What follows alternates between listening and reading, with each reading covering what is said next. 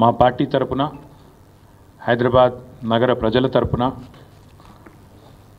హృదయపూర్వకంగా వారికి సల్యూట్ చేస్తూ, ఎందుకంటే అసామాన్య ప్రతిఘటన, గొప్ప పోరాట పటిమ, ఒక తెలంగాణ ఉద్యమంలో ఆనాడు ఒక ఉస్మానియాలో, ఒక కాకతీయ యూనివర్సిటీలో, ఒక మహాత్మా గాంధీ యూనివర్సిటీలో, పాలమూరు యూనివర్సిటీలో, శాతవాహన యూనివర్సిటీలో ఎట్లాంటి పోరాటాన్ని అయితే ఆనాడు చూసినామో అంతకు ధీటుగా ఈరోజు రాష్ట్ర ప్రభుత్వాన్ని సవాల్ చేస్తూ ఈ పోరాటంలో వీరోచితంగా ముందున నడుస్తున్న మా తమ్ముళ్ళకి చెల్లెళ్ళకి హృదయపూర్వకంగా తెలంగాణ ప్రజల తరపున వారికి సల్యూట్, వారికి నా ధన్యవాదాలు కూడా చెప్తా ఉన్నాను.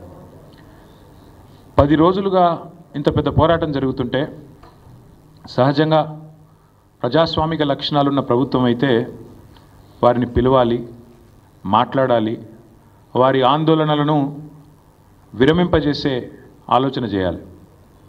కనీసం వారితో పిలవకపోయినా కనీసం అక్కడికన్నా ప్రభుత్వ ప్రతినిధులను పంపి ఒక మంత్రి గారినో లేదా బాధ్యత గల వ్యక్తులను, అధికారులను పంపి వారికి కొంత వివరించి చెప్పే ప్రయత్నం చేయాలి. కానీ ఈ ప్రభుత్వ వైఖరి ఎట్లా ఉంది? ఆందోళనలు చేస్తున్న విద్యార్థులను పట్టుకొని గుంటనక్కలు, అక్కడ జింకలు లేవు, గుంటనక్కలు ఉన్నాయని స్వయంగా ముఖ్యమంత్రి గారు మాట్లాడుతున్నారు. ఇంకొక మంత్రి గారు అయితే పేమెంట్ బ్యాచ్ అని చెప్పి విద్యార్థులను చిన్నగా చేసే విధంగా, వాళ్ళని అల్పంగా చూపే విధంగా ఇంకొక మంత్రి గారు నోరు బారేసుకుంటారు. ఉప ముఖ్యమంత్రి గారు అక్కడ జంతువులే లేవు, అదంతా ఏఐ జనరేటెడ్, ఆర్టిఫిషియల్ ఇంటెలిజెన్స్ ద్వారా జనరేట్ అయిన ఇమేజెస్ అని తన కృత్రిమ మేధస్సును ఆయన బయట పెట్టుకున్నాడు. ఇది పరిస్థితి. మేము ప్రభుత్వానికి చెప్పేది ఏమంటే, ఇది దాయాదుల పోరు కాదు, ఆస్తి తగాదా అంతకంటే కాదు.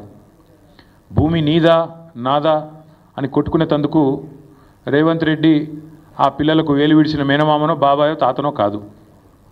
రేవంత్ రెడ్డి ఈరోజు 4 కోట్ల మంది ప్రజలున్న ఈ రాష్ట్రానికి ముఖ్యమంత్రి.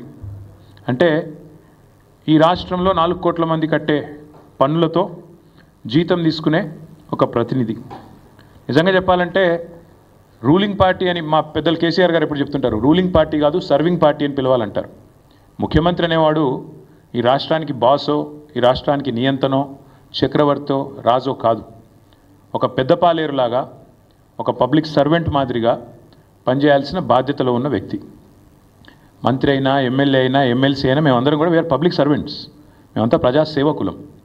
ఈ విషయం మర్చిపోయి తనకు రాజ్యాంగబద్ధమైన పదవులు ఉన్న అన్న విషయాన్ని పూర్తిగా ఇంగితం కోల్పోయి రేవంత్ రెడ్డి గారు చేస్తున్న దురుసు మాటలు, దురుసు వ్యాఖ్యలు ఏవైతున్నాయో వారికి కొన్ని విషయాలు నేను గుర్తు చేస్తూ ఉన్నా.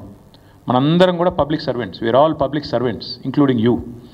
ఇదేం పటేల్ పట్వారీ వ్యవస్థ కాదు, ఇది నియంతృత్వం కాదు, ఇక్కడ ఎవరు రాజులు లేరు, చక్రవర్తులు లేరు.